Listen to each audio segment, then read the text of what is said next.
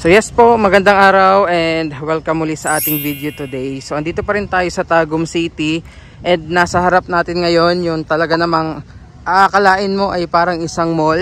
Ayan yung kanilang New City Hall dahil meron tayong i-update today dito. So pakita ko muna po yung paligid dito.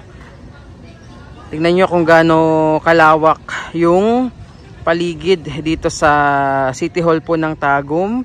Napakaganda papasok dito dahil yung kalsada nila, which is yan, yung pinaka-entrance papunta dito, ay napapaligiran po ng mga palm trees at mga kapunuan. So ito na nga po, inihahanda na ng City Government of Tagum itong record holder ng tallest Christmas tree dito po sa Pilipinas na may taas po na 172 feet. Ayan, mamaya lalapitan natin yan.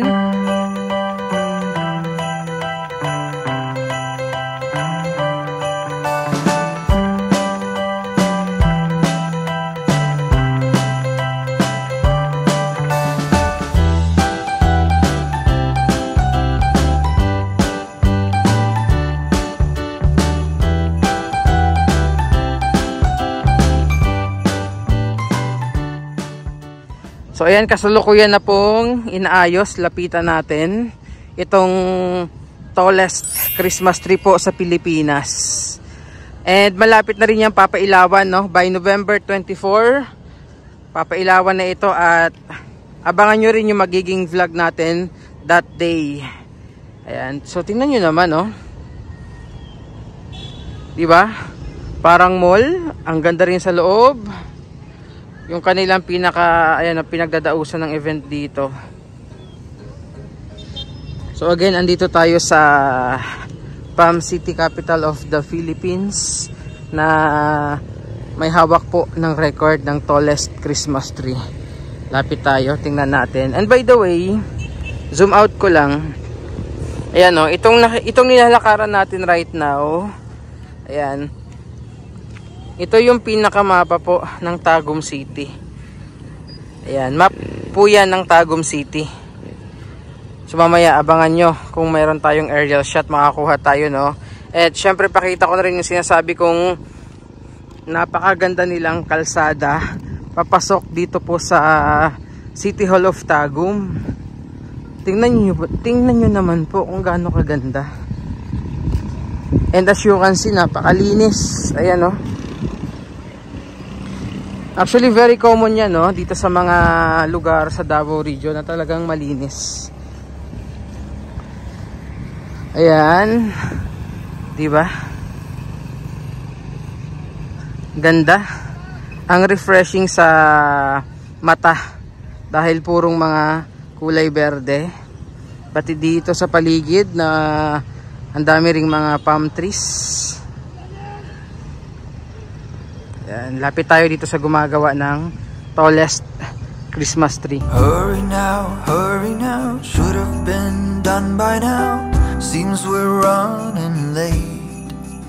Let's put the food on the table, fast as we're able. Guests are coming at 8.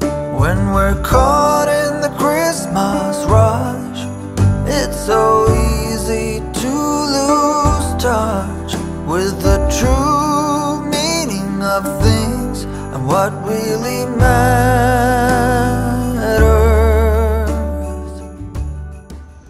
Ayan, lapit tayo. So I'll show you po yung mga dating litrato, no, nung pinailawan ito nung mga nagdaang taon. Pero syempre abangan natin this year. Andito pa tayo by November 24. So andyan yung mga gumagawa ngayon, diba? So ayan po yung mga gumagawa, oh.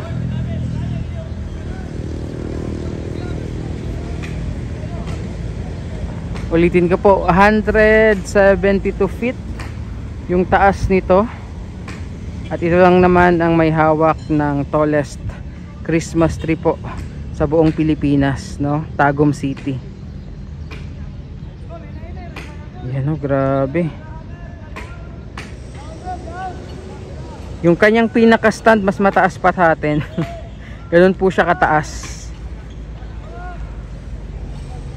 So tuloy-tuloy yung paglalagay nila ng mga pailaw, makukulay na pailaw.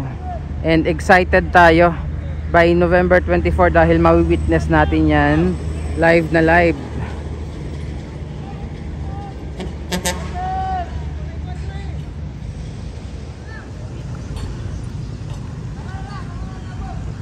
Grabe oh.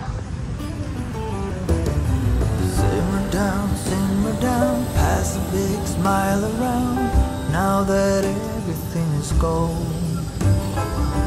Yan, last year pinailawan ito November 26. This year po November 24. Malapit na, ilang tulog na lang po yan. Abangan nyo yung ating vlogs para dito.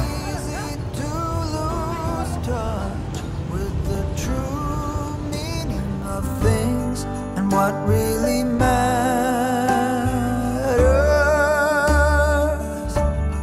Just look up in the December night. There is one star shining bright.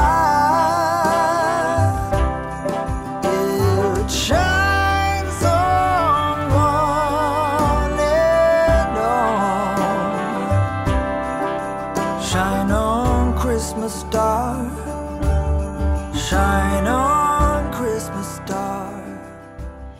So andito tayo sa ilalim nitong giant Christmas tree. So ito yung kanilang mga nilalagay na mga pailaw, makukulay na pailaw. Kung mapapansin nyo, iba't ibang mga disenyo. Ayan, may mga pagong, may star. So may mga ilan na nakakabit. So like this one po oh.